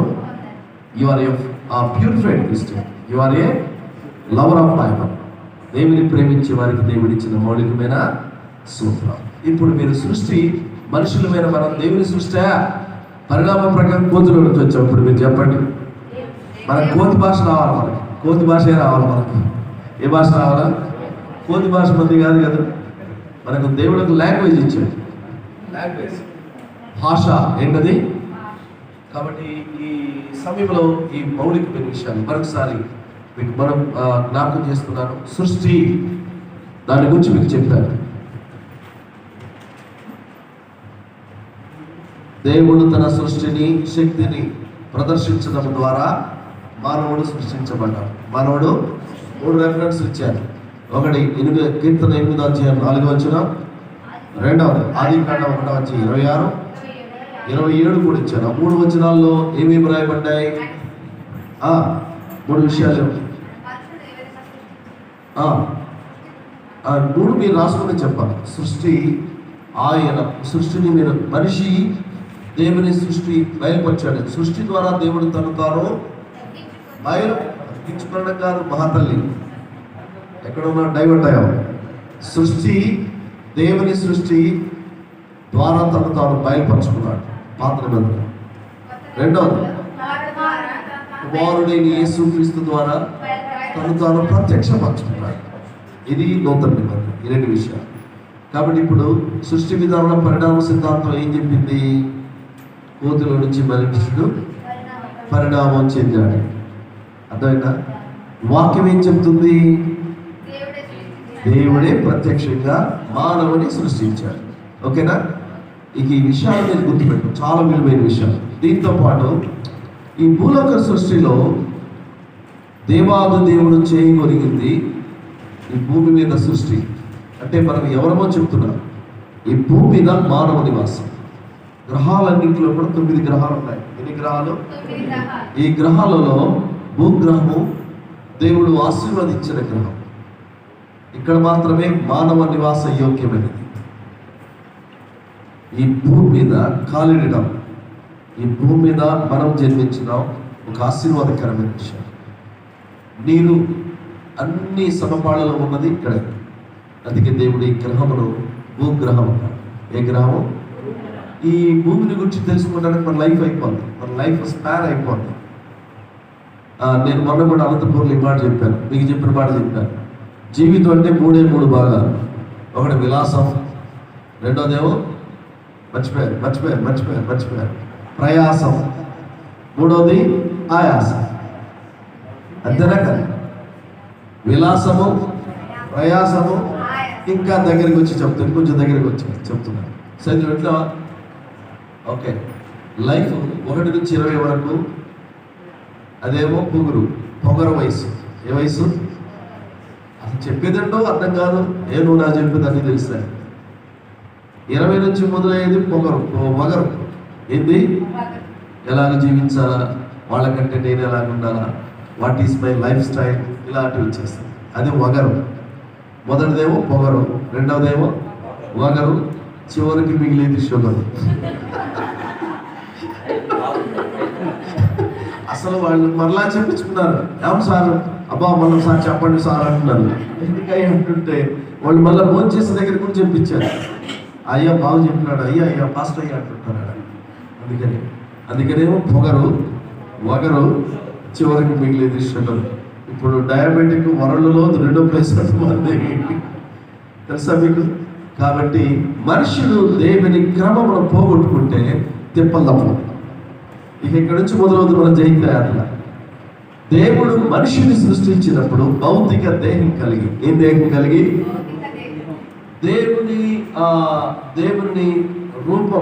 దేవుని రూపము కలిగి తన ఆనందాన్ని, తన స్వేచ్ఛను బట్టి కోరుకోగలిగిన ఒక స్వరూపిణి ఆయన చేయకూడదు. భూమి మీద ఎందుకు చేశాడంటే తన స్వేచ్ఛను పంచుకోవాలి, తన ఆనందాన్ని పంచుకోవాలి, తన రూపం పంచుకోవాలి. ఈ 3 విషయాలు. తన రూపం. మానవుడు ఎవరంటే దేవుని రూపం. ఎవరు? మనం ఎవరనుకుంటే తెలుసునా? మనందరం అనుకున్నాం. నల్లగుంటేనేమో రాత్రి మీటింగ్లో ఆ పాపం తమిళనాడు నుంచి వచ్చారు. మురగన్ దేవుడిని కొలుస్తారట. రాత్రి ప్రేయర్ అంతా ఇద్దరు అయ్యగారు, ఏమే మా అక్కగారు, నాకంటే ఎంత నల్లగా ఉందో చూసారా అంటున్నారు. నీకంటే ఆమె అందంగా ఉంది అని చెప్పారు. అలాగ చెప్పండి అయ్యా, నన్ను గేలి చేస్తా ఉంది అని అనుకుంటాను. అంటే వాళ్ళు మెడ్రాస్ వాళ్ళంతా నల్లగా ఉంటారు, ఏ దేవుడు కొలుస్తారు తెలియదు కానీ వచ్చారు రాత్రి ప్రార్థనకు వచ్చారు. అయితే నేను చెప్పాను, నీకంటే బాగా ఏమైనా ఖర్చు నాకంటే నల్లగుందని అనడానికి చెప్పాను. నీకంటే ఆమె బాగుంది అని అన్నారు. అంటే ప్రియులను ఎందుకు చెప్తున్నాడు? తన రూపం. ఎవరి రూపం? దేవుని రూపం కలిగి భౌతిక రూపం ఇచ్చాడు, రూపాన్ని ఇచ్చాడు. తన ఆనందం.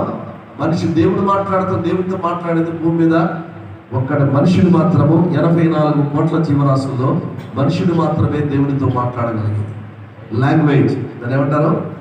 దాన్ని డైలాగ్ అంటారు. డైలాగ్. కాబట్టి ఇది రెండవది.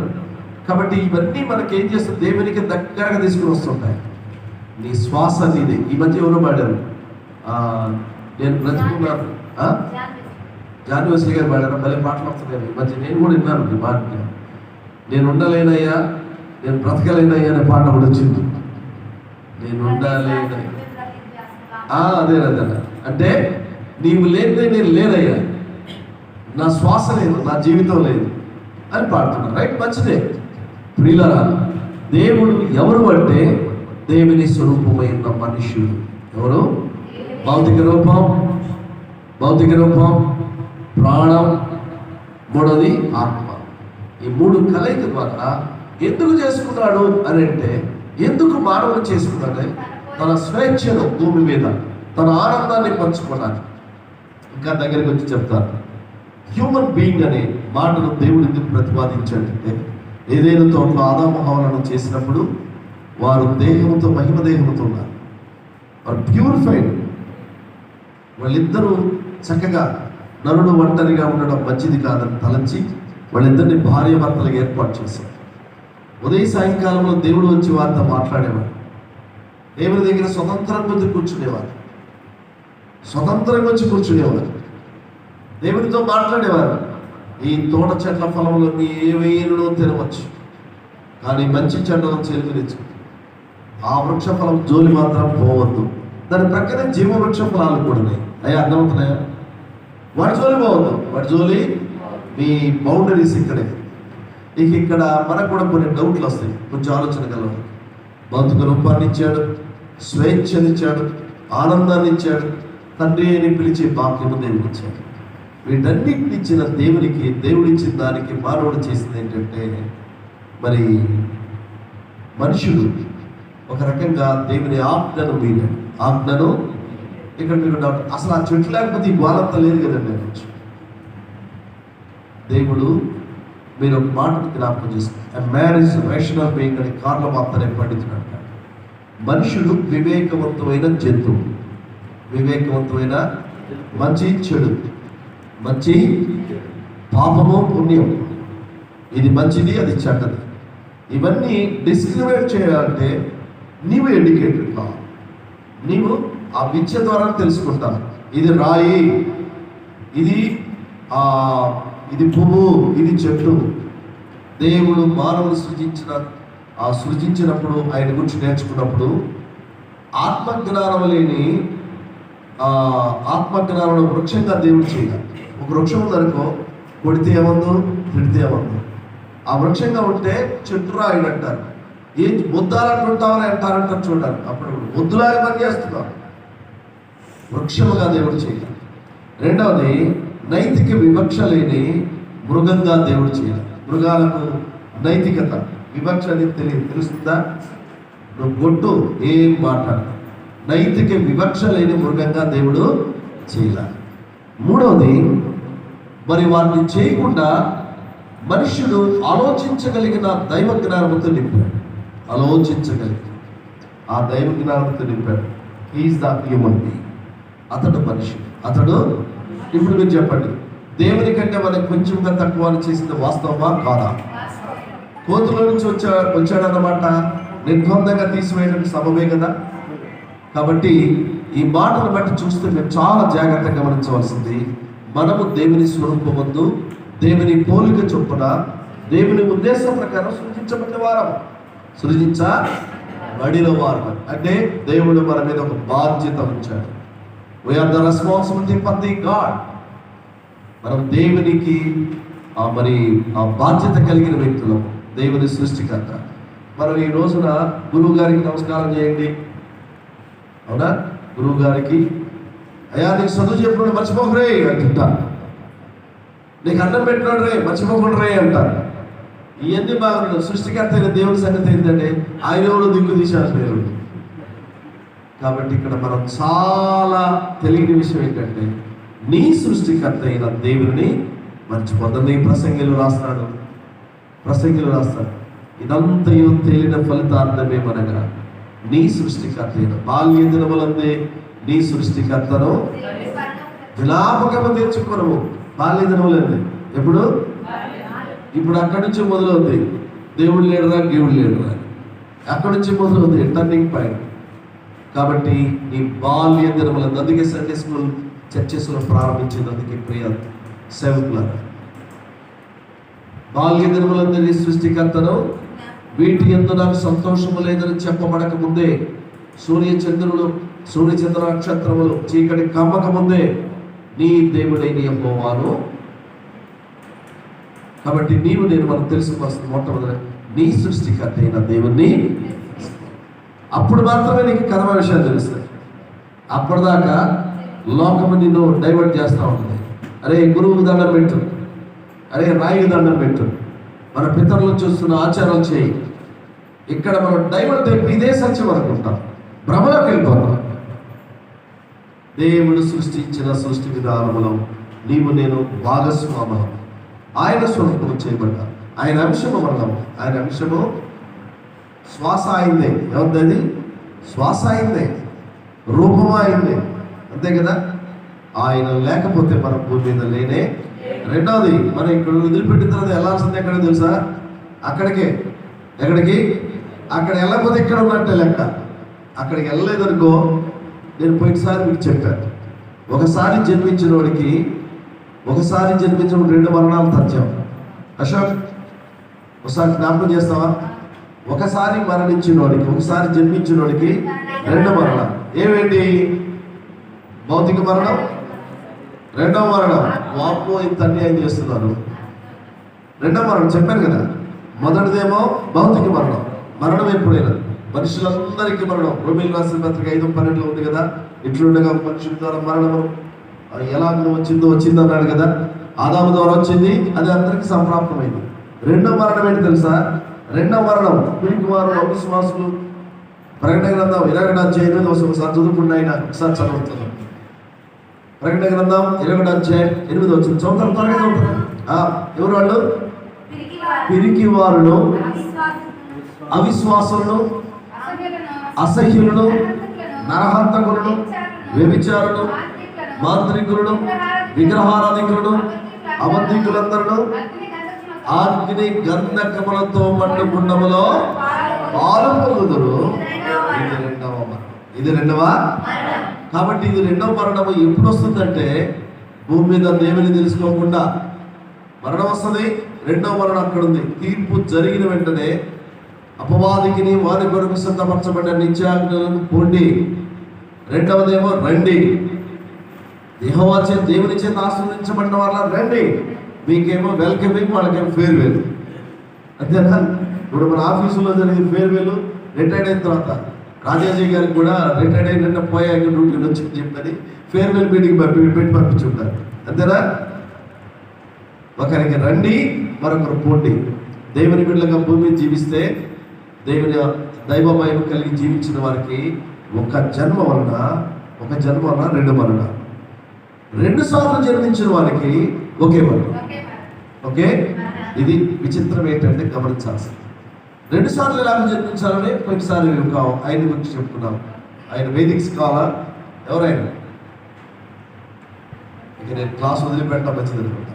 నేను ఒకసారి చెప్పాను,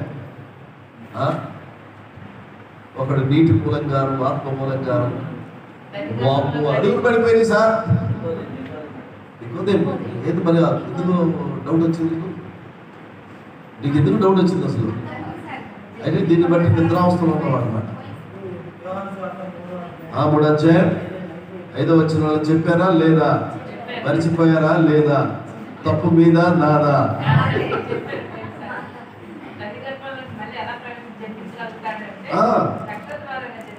అవునమ్మా, అవును, అదే కరెక్ట్గా. ఇప్పుడు మీరు గమనించవలసింది, ఒకడు ఆత్మ మూలముగాను నీటి మూలముగాను జన్మించాలంటే, నేను తల్లిగర్భంలో మళ్ళా ప్రవేశించాలని నికోదేము అడిగాడు. దానికి ప్రభువు వారు చెప్పినారు, ఆత్మ మూలముగాను నీటి మూలముగాను జన్మించాలి. అదేనా? కాబట్టి ఇప్పుడు నీవు నేను మనందరం కూడా ఒక్కసారి ఆయన డౌట్ ఏంటంటే, నికోదేము కూడా నేను తల్లిగర్భంలో మళ్ళా నేను జన్మించాలా అన్నాడు. అది కాదు అని చెప్పాను. రెండోసారి జన్మించడం అంటే బాప్తిసం పొందడం ద్వారా, రక్షణ స్వీకరించడం ద్వారా నీవు రెండో జన్మ పొందినట్టే. ఇప్పుడు నీకు ఒకే మరణం ఉంది. ఆ మరణం నేను ఏం చేయాలి అంటే, నేడు నీవు నాతో కూడా పరదేశులు, నేను నీవు నాతో కూడా పరదేశులు. కాబట్టి ఒక్కసారి జన్మించిన వాడికి 2 మరణాలు, 2 సార్లు జన్మించిన వాడికి. ఇప్పుడు 1 మరణం బెటర్ అంటారా, 2 మరణాలు బెటర్ అంటారా? మనం 1 2 చెప్పండి. ఒకసారట అతి తెలివిగలవాళ్ళు లోపలంట ఉంటారు. అతి తెలివిగలవాళ్ళు వీళ్ళ మనవాళ్ళు, చదువుకున్న వాళ్ళు, రకరకాల అందరిలో ఉంటారు. ఒకసారి దేవుడికి ప్రార్థన చేస్తుంటే వీళ్ళిద్దరూ ఒకడేమో చుట్టూ మొదట్లో కూర్చొని తపస్సు చేస్తున్నారు, త్వరలో కూర్చొని. ఒకడు మొదట్లో కూర్చొని తపస్సు చేస్తున్నారు. ఈ తపస్సు చేస్తున్నప్పుడు దేవుడు ఎవరిని వచ్చి కింద అనుకుంటున్నట్ట, వాడికి ఎక్కువ ఇస్తాడా నాకు ఎక్కువ ఇస్తాడా? సరే, ఇలా తపస్సు దెబ్బకి దేవుడు దిగి వచ్చాడు. ఏం కావాలి అబ్బాయి అన్నాడు. ఆ మొదట్లో కూర్చున్నాడు అడిగాడంట, కిందోడు ఏం అడిగితే నాకు 2 అంతలు అయిపోయాడు. ఏమన్నాడు? అదే అర్థమవుతుంది మీకు? అమ్మా మొదట్లో కూర్చున్నాడు, ఈ త్వరలో కూర్చున్నాడు, పక్కన కూర్చోట్లా, వీడు పోయి మొదట్లో కూర్చొని ఇచ్చే కదా దేవుడు వచ్చేది, కాబట్టి నన్నే బలకరిస్తాడని చెప్పి అలాగే వచ్చాడు. వచ్చి ఆ మొదట్లో కూర్చున్న వ్యక్తి కొంచెం దగ్గరికి వచ్చి అడిగాడండి ఏం కావాలని. ఒకసారి ఆలోచించాడు, కను పైకి ఆలోచించి కిందోడు ఏమడిగితే నాకు 2 అంతలు అయిపోయాడు. 2 అంతలు. అది మొట్టమొదటి అడిగితే వాడు ఏమడిగితే నాకు అంత అయిపోయాడు. సరే కిందోడి దగ్గరికి పోతే పయ్యోడు ఏమడిగిండంట, పయ్యోడు లేదు, వాడికి 1 ఎత్తు నాకు 2 ఇవ్వమన్నాడంట. ఆహా, అందుకనే వాడికి 1 తీసి 2 తీసేసిందంట. కళ్ళు ఏంటవి? కళ్ళు అంటే వాడి కన్నోడు నా 3 పోయినా పర్లేదుగా, 2 పోయి వాడికి పడుకుంటాడు. వాడు ఇట్లా లోకం తయారైంది. ఇట్లా లోకం అలాంటి తెలివితేటలు మనం ఉపయోగించలే. నేను ఊరికి సాదృశ్యంగా చెప్తున్నాను. ప్రియ దేవుని పిల్లలారా, సేవకులారా, మీరు దేవుని బిడ్డలుగా దేవుని వాక్య ప్రకారం వెళ్తా ఉంటే దేవుడు ఆశీర్వాదకరమైన మార్గాలు చూపిస్తాడు. అదైనా నన్ను అడుగుతుంటారు చాలామంది, సార్ నాతో పాటు మా క్లాస్మేట్స్ అందరూ టీచర్స్ మంచి ఉద్యోగస్తులు, నాతో పాటు సర్కిల్ ఇన్స్పెక్టర్, మేమందరం మంచి బ్యాట్స్మెన్స్, నేను స్పోర్ట్స్ మ్యాన్ని. అసలు అందరూ అనుకుందంటే డానియల్ బాబు మంచి పీడి అవుతాడు. ఎందుకంటే స్పోర్ట్స్లో మేము అగ్రగణ్యులు, ఆంధ్రప్రదేశ్లో ఆట ఆడుకుంటాం. అయితే అలాంటి వ్యక్తిని దేవుడు నన్ను ఏం చేశాడంటే, నేను కాదు నాయన, ఇది కాదని నేవీలో సెలెక్ట్ అయ్యా, ఏరోనాటికల్ ఫ్యాక్టరీలో సెలెక్ట్ అయ్యా, నా పేరు కూడా నల్లప్పని మార్చుకుని ఉద్యోగులు మా నాన్న తెలియకుండా చేస్తే మా నాన్న రానే వచ్చాడు. ఒకసారి సర్టిఫికెట్లు పోయినాయి, దాదాపు నేవీలో సెలెక్ట్ అయితే ఈ దీంట్లో వచ్చేస్తే మా నాన్నకు దొరకకుండా నేను వెళ్ళిపోతానులే అనుకోండి. మా నాన్న అందరికీ సేవకులు చెప్పడంటే మావాడు సేవకుడు అవుతాడు, మావాడు పాస్టర్ అవుతాడు. నాకేమో ఇది పాస్టర్ అని నాకు ఎందుకు ఈ సేవ అనుకున్నాను. నేవీకి వెళ్ళినప్పుడు 36 అడుగుల నుంచి డైగోడ్ ఇచ్చారు సార్. 36 మీటర్లు వచ్చి కొట్టింది నేనే. డైగోడ్ ఇచ్చాము. నాతో పాటు వెంకటరామన్ లాయర్ కొడుకు వచ్చాడు, వాడు రన్నింగ్ రేస్ లేకపోతే మధ్యలో అంటూ చేసుకున్నాను. నేనైతే అన్నింటిలో వచ్చాను. ఇక నాదేలే పోస్ట్ అనుకున్నాను. వాళ్ళు నాకు చేసిన అన్యాయం ఏంటంటే, ఇండియన్ నేవీలో ఏమంటే మర్చెంట్ నేవీలో వేశారు. అది కేర్ ఆఫ్ అడ్రస్ ఉంటుంది, 6 నెలలకు ఒకసారి షిప్ వస్తుంది. ఎప్పుడు ఉంటామో పోతామో తెలియదు, బిడ్డతో లేదు. నేను రానని పక్కన పడేసి, రెండోది ఏరోనాటికల్ ఫ్యాక్టరీకి వెళ్తే నా అందులో ఎంప్లాయ్మెంట్లో నల్లప్పని పేరు పెట్టుకొని చేరాను. నాకు స్టార్టింగ్ 28,000. 3 నెలలు అయింది. మా నాన్న పిల్లవాడు రాలేదని బెంగళూరు పరిగెత్తుకుని వచ్చాడు. ఎక్కడున్నంటే జాబ్లో చేరిపోయాడు పిల్లవాడు అని చెప్పారు. అన్న చచ్చివాడు ఆడికి వచ్చాడు. నేను సేవకిచ్చాను, ఉద్యోగం చేయబడ్డాను. ఏ తండ్రి అయినా ఉద్యోగం చేసుకుని సంతోషపడతారు నాన్న, నువ్వేంది నానంటే నేను 4 సంవత్సరాలు బ్రతకాలని నువ్వు సేవ చేయాలన్నాడు. నేను ఈ సేవలు ఎదిగేవాళ్ళు పోయాను అని అంటే, నువ్వు వస్తున్నావా రావట్లేదా, ఉద్యోగం చేయవో వచ్చేయాలి. ఇక ఆయన మాట మేరకు 3 నెలలు పోకుండా మళ్ళా మెడికల్ సర్టిఫికేట్ నేను రావట్లేదని చెప్పేసి వచ్చేసి, ఇవాళ ఉంటే నాకు 1,00,000 రూపాయలు జీతం. కానీ నాకు అవి ముఖ్యం కాదు. కానీ ఎప్పుడైతే దేవుని సేవకు వచ్చానో, నేను వెళ్ళి ఎగ్జామ్ రాశాను, ఎగ్జామ్ తర్వాత 72% నాకు వచ్చిందో, నేను పాస్టర్ గారు వెళ్తున్న లైఫ్ అంతా దేవుడు తను చేశాను. చాలామంది అనుకున్నారు, భయం వేసేది సేవకుడి అంటే ఏంటో అంటే. నేను సేవకుడికి వెళ్ళిన తర్వాత తల ఎత్తుకునేటట్టు చేశాడు, కానీ తల తెచ్చుకునేటట్టు నేను ఈ రోజు వరకు మేము కట్టుకున్న బట్టలు ఆయన ఇచ్చినవి, తింటున్న తిండి ఆయన ఇచ్చింది. మేము అద్దె కడుతూ వీళ్ళు అమ్మ వెంకటరమణ వీళ్ళు వచ్చారు, 3 కూడా వచ్చారు, అమ్మ వచ్చారు. ఎంత కడుతుందో తెలుసు, ప్రతి నెల అద్దె పడుతున్నట్టు తెలుసా, 500 సార్కి తెలిసిపోయింది. కానీ అది బయట 5,000 కొడదాం, 5,000 కూడా చుట్టూ గాడిలో వచ్చి మా చెట్ల కాయలు కోసుకున్నారు మొత్తం. ఆ సీజన్లో సీతాఫలాలు వస్తాయి, అరటిపళ్ళు వస్తాయి, ఇప్పుడు రేగాయలు వస్తున్నాయి, మళ్ళా దానికి కావాల్సినటువంటి బీరకాయలు కోసుకుంటాం. అంటే ఏ సీజన్లో దేవుడు ఆశీర్వదించారు. ఆ స్థలంలో ఎవరు ఉండడానికి ఇష్టపడలేదు సార్. ఎందుకంటే ఈ తూర్పు వాక్యంలో ఉన్న వాళ్ళు నష్టపడతారని తీసుకోవాలి వాక్యం. నేను తీసుకున్నాను, అది ఆశీర్వాదకరంగా మార్చాడు.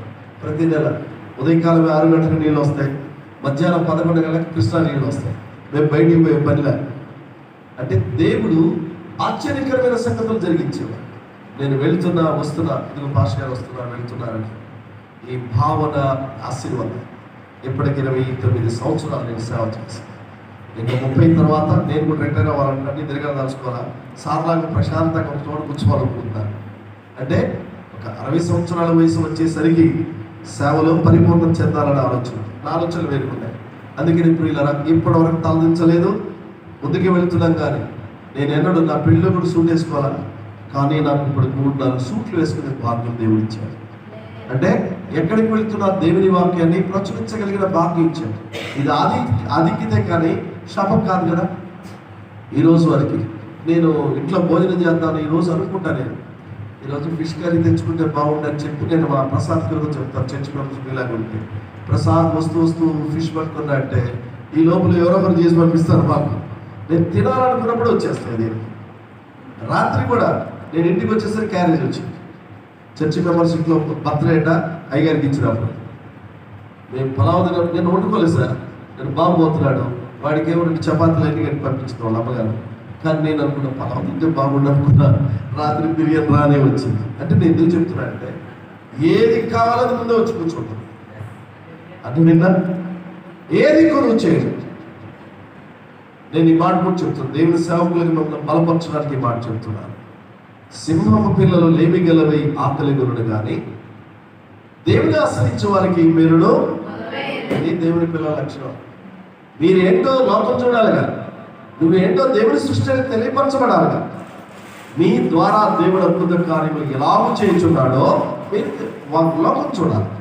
లోకంలో మీ సమర్పణ జీవితాన్ని చూచే దేవుడు ఆశ్చర్య కార్యములు జరిగించారు. ఆశ్చర్య కార్యములు. సో ఇది విషయము. కాబట్టి మీరందరూ కూడా దేవుని సృష్టి అయిన మనము దేవుని ఘనపరచడానికి మహిమపరచడానికి దేవుడు ఏర్పాటు చేసుకున్నాడు. దేవుడు ఇది మన బాధ్యత. ఈ భూమి మీద ఉంటాము, చచ్చిపోతాం, ఇవన్నీ సెక్యులర్ లౌకికమైన పదాలు ఉపయోగిస్తారు. కానీ నిన్ను నన్ను సృజించిన దేవుడు, ఆయన పిలిచిన ఉద్దేశం ప్రత్యేకముగా ఉన్నది.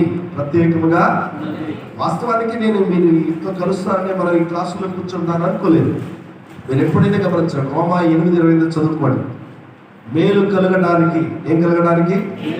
దేవుని ప్రేమించే వారికి, అనగా తన సంకల్పము చొప్పున పిలువబడిన వారికి సమస్తమును సమకూడి మేలు జరుగుడకై. ఏం జరుగుడకై? నరసింహరావు, కొంచెం కష్టం కలిగినా సరే కృంగకూడదు.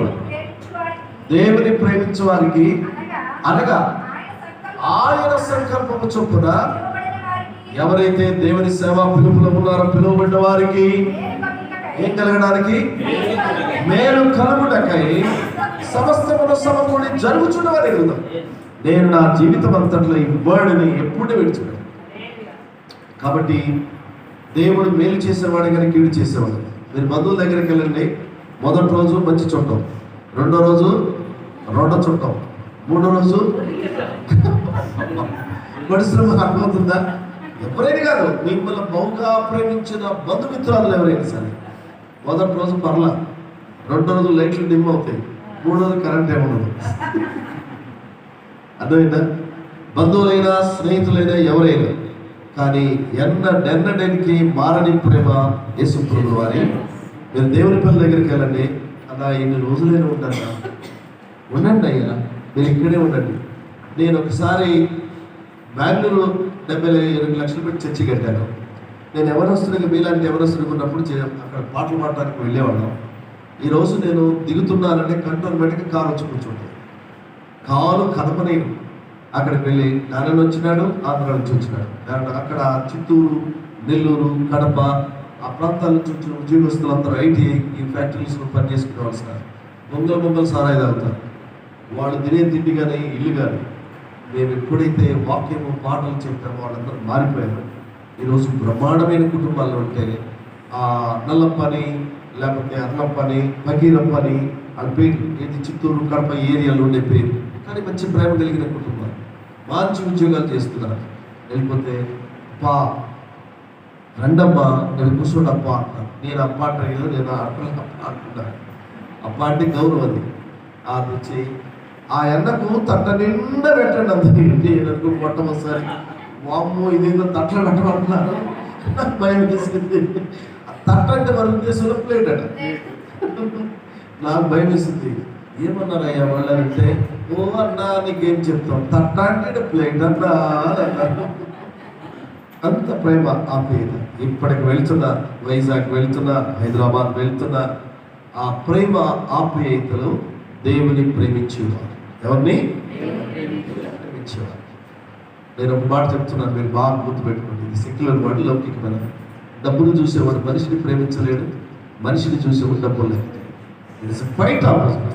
నరసింహరావు రిమైండింగ్ నీకే చెప్తున్నా, డబ్బును లక్ష్య పెట్టేవాడు మనిషిని ప్రేమించలేడు, మనిషిని ప్రేమించేవాడు డబ్బులు లెక్క చేయడు. జనజం తన మనీ కోరుతాడు. డబ్బుకి అవసరంలో మనకి దేవుని ప్రేమ ఆల్వేస్ నిన్న నేను నిరంతరం ఏకరీతిగా ఉంటుంది. అది డబ్బులు వస్తాయి పోతాయి, ఆస్తులు వస్తాయి పోతాయి, పోతాయా పోవాలి. ఇప్పుడు డబ్బులు సాలేదని, ఆస్తులు ఇవ్వలేదని ఇళ్లలో కొట్లాడుకుని భార్య భర్తలు తగాదు, డైవర్స్, కోర్టుల్లో కేసులు, పోలీస్ స్టేషన్లో కేసులు, లాయర్లు కొన్నిసార్లు డైవర్స్ కేసులు చూడలేకపోతున్నాం. పాస్టర్ గారు భార్య భర్తలు నిన్న మనం బాగుంటారు, వచ్చేసి డైవర్స్ తీసుకోవడానికి కేసులు వేస్తారు. 498 ఏ కేసు కింద దిగుతారు. ఇవన్నీ ప్రియులరా, మిమ్మల్ని కలిపేవాడు దేవుడు, నడిపించేవాడు దేవుడు, పోషించేవాడు దేవుడు, ఆధ్యాత్మిక జీవితాన్ని బలపరిచేవాడు దేవుడు. లేకుండా మనం ఏమి లేవు. ఒక మాటలో చెప్తాను, ఈ మాట చెప్పినందుకు మనందరం ఏంటి దేవుడు లేకుండా మనం కష్టపడకుండా అవుతుందా, డబ్బులు లేకుండా అవుతాయా అనుకుంటారు. దేవుడు లేకపోతే ఏమి లేవు, ఏమీ లేవు. ఇప్పుడు మీరు అర్థమైంది అనుకుంటారు. కాబట్టి ఇక్కడ రెండు విషయంలో మీరు చాలా జాగ్రత్త. సృష్టికర్త అయిన దేవుడు ఉంటేనే మానవులమైన మనం సృష్టించబడ్డాము. దేవుడు సృష్టిని తను తాను బయలుపరుచుకున్నాడు. తన కుమారుడిని యేసుక్రీస్తు ద్వారా తను తాను ప్రత్యక్షపరచుకున్నాడు. ఇంకా మీకు పరిణామ సిద్ధాంత ప్రకారం కోర్టు నుంచి మనము రాలేదు. లేఖనములు చెప్పినట్లు మానవుడు దేవుని సృష్టి అయినాడు, ప్రత్యక్షంగా సృష్టించిన దేవుడు. భౌతిక దేహం కలిగి, ప్రాణం కలిగి, ఆత్మను కలిగి భూమి మీద సంచరించడానికి దేవుడే చేశాడు, దేవుడే చేశాడు. ఇది గుర్తుపెట్టుకోండి. ఇక మనం ఇక్కడ నీకు మాట చెప్పాను, ఆత్మ జ్ఞానం లేని వృక్షంగా దేవుడు చేయలే, వచ్చేట్టుగా పుట్టగా మనల్ని చేయలే, చేశాడా? చేయలా. రెండవది నైతిక వివక్ష లేని ఒక మృగంగా దేవుడు చేయలేదు. ఈ భూమి మీద 84 కోట్ల జీవరాశుల్లో మనం మాత్రమే మాట్లాడగలిగే అర్హత దేవుడు ఇచ్చాడు. ఎందుకంటే మనుషుడికి భాష మాట్లాడే భాష. రెండవది భూమి మీద బట్టలు కట్టగలిగేది 84 కోట్ల జీవరాశుల్లో జంతువులు కడతాయా? చెప్పండి, ఎందుకు కట్టావు? ఆడికి ప్రాణం ఉంది, దేహం ఉందిగా. ఇంకా చెప్పండి, ఇంకా బుర్రలోంచి బయటికి రావాలి. ఆత్మ లేదు. ఓకే, ఇంకా ఈ భూమి మీద మనుషుడు దేవుని స్వరూపం కనుక అతను మాత్రమే మాట్లాడగలిగేది.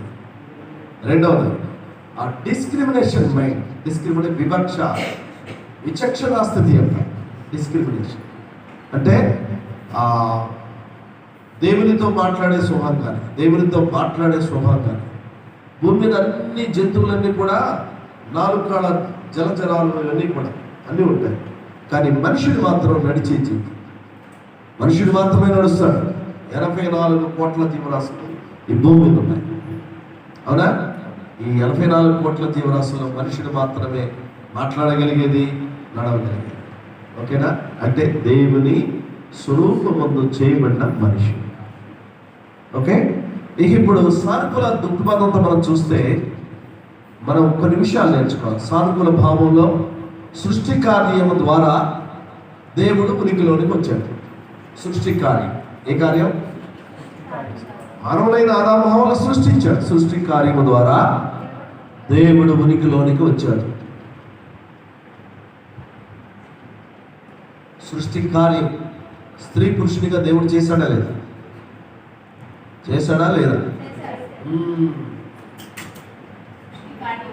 సృష్టి కార్యము ద్వారా దేవుడు ఉనికిలోనికి వచ్చాడు. దేవుడు ఉనికిలోనికి అంటే ఆ సృష్టికర్త అయిన దేవుడు ఎవరంటే దేవుడే కదా. అదోదయ సృష్టికర్త అయిన దేవుడు మానవుని రూపం కల్పించడం ద్వారా ఉనికిలోనికి వచ్చాడు. ఎలా వచ్చాడంటే మనం కొంచెం తీక్షణంగా ఆలోచిస్తే, దేవుడు తన స్వరూపమందు నరుని సృజించాడు. దేవుడు తన స్వరూపం నరుని సృజించాడు. ఈ నరులలో కూడా ఇద్దరు, స్త్రీ పురుషుడు. స్త్రీ ఒకరిని స్త్రీనిగాను మరొకరిని పురుషునిగాను వారిని. ఆ మాట కూడా ఉంది ఆదికాండం 1:2 వచ్చిన స్త్రీనిగాను పురుషునిగా. చూడండి ఒకసారి.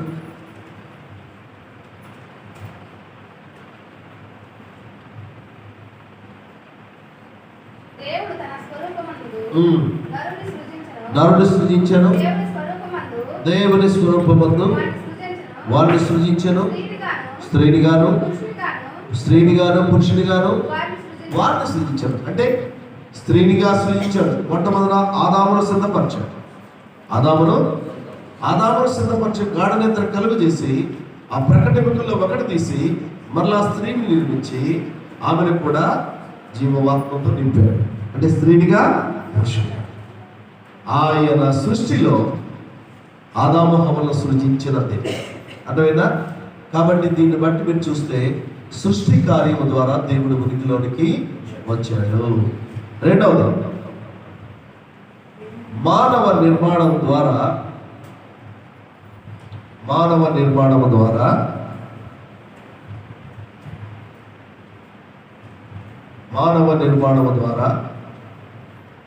రాసుకున్నారా?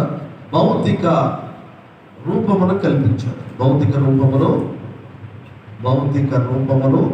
కల్పించాడు. మానవ నిర్మాణము ద్వారా నిర్మించాడు. భౌతిక నిర్మాణము, భౌతిక రూపం. మానవ నిర్మాణించడం ద్వారా భౌతిక రూపం. ఇది ఎలా మనం చెప్పగలమంటే, ఒకటి మీరు గమనించండి, 2 రెఫరెన్స్లు. ఒకటేమో ఆదికాండం 2:7 చదువుతున్నాం. గమనిస్తున్నారా? దేవుడైన యెహోవా నేలమట్టితో నరుని నిర్మించి వారి నాసికారంధ్రములలో జీవవాయువును ఊదగా నరుడు జీవాత్మ జీవించు ప్రాణి ఎవరి వల్ల అంటే దేవుని యొక్క నిర్మాణము ద్వారా. రెండవది ప్రసంగి గ్రంథం 2:7 దానికి పరిణామ క్రమం కూడా చెప్తున్నాడు. చూడండి, ప్రసంగి గ్రంథం 2:7 నిద్ర తూలుచున్నది, మన్నైనది వెనుకట వలనే మన్నుకు చేరును, ఆత్మదాని దయచేసిన దేవుడు. ఇవాళ మీరు మన్నైనది వెనుకాటే వలనే మన్నుతో కలియం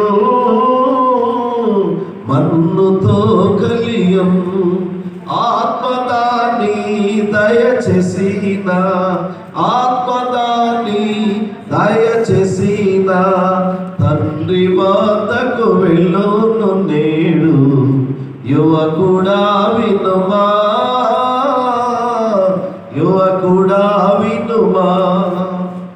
మనిషిని నిర్మించిన తర్వాత నడు మధ్య పాపదోషం వచ్చిన తర్వాత మన్నైనది వెనుకట వల్లే మన్నుకు చేరును, ఆత్మదాన్ని దయచేసిన తండ్రి వద్దకు వెళ్ళిపోతాయి. ఇది ఈ పరిణామం. మానవ నిర్మాణం ద్వారా ఈ భూమి మీద జరిగే 2, జీవించు ప్రాణి అయ్యాడు. రెండవదేమో ఆ దేహమునకు పరిపూర్ణత కూడా ఉంది. అదైనా 2 విషయాలు. కాబట్టి ఇక్కడ మీరు గమనించాల్సింది, మనిషిని భూమి మీద జీవించు ప్రాణిగా చేశాడు. అంతేనా? జీవించు ప్రాణిగా చేశాడు. మనిషిని భూమి మీద జీవించు ప్రాణిగా. ఇప్పుడు మనం జీవించు ప్రాణముతో దేవుని కనపరచాల్సి, ప్రాణముతో దేవుని. కాబట్టి మనిషిని సృష్టించడానికి దేవుని ప్రత్యేకమైన శ్రద్ధ, అలాగే సృజనాత్మకమైన ఆకారము దేవుడిచ్చాడు. మనిషిని సృష్టించడానికి దేవుని ప్రత్యేకమైన శ్రద్ధ, సృజనాత్మకమైన ఆకారం. ఇప్పుడు మనం చూసుకొని ఈరోజు మీరు గమనించట్లేదు, సౌందర్య లేపనములు అనేవి ఉన్నాయి. అంటే ఇది కాస్మెటిక్స్. ఏంటవి? కాస్మెటిక్స్కి 170 వంతులు ఖర్చు పెడుతున్నారట. నేను ఎర్రగా ఉండాలి, బుర్రగా ఉండాలి. అర్థమైందా? మీరు ప్రతి రూమ్లో మిర్రర్ దగ్గర కాస్మెటిక్స్ అంటే ఖరీదైనవి.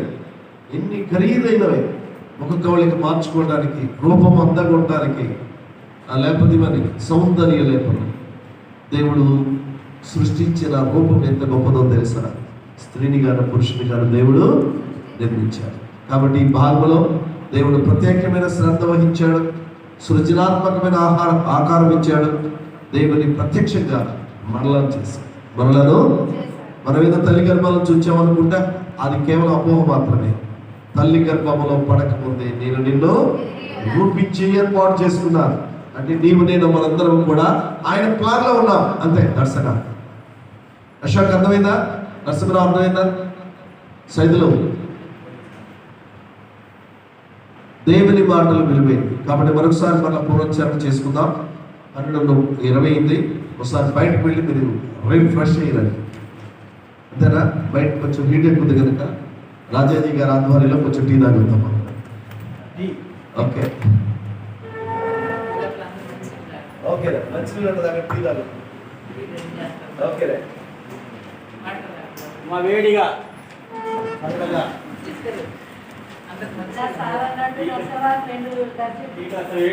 అలసిపోయాడు. అయ్యా ఫోన్ వచ్చిందా? మొత్తం రెడీ అయినట్టు మొత్తం రెడీ అయిందా?